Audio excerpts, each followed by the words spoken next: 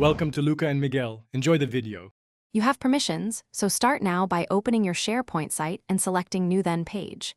Choose a template that fits your goal: blank for full control, news for announcements, visual for media-rich layouts. Once done, name the page in the title area so it saves correctly.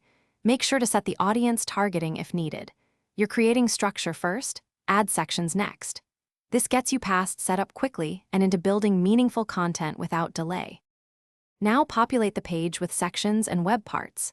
Add the right column layout, 1, 2, or 3 columns, so content flows. Insert text web parts for headings, images for visual context, and file viewers for documents. Use quick links for navigation.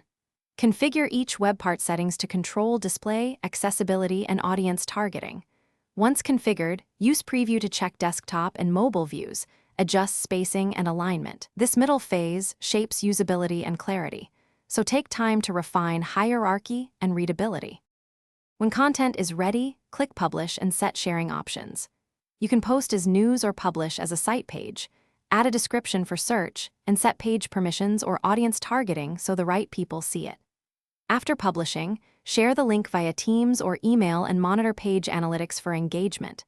If something breaks, clear browser cache, verify your permissions and site features, and check if a site template or custom script is blocking components. These final steps complete delivery and help you resolve common issues quickly. Thanks for watching and please subscribe. It's the best investment you'll ever make.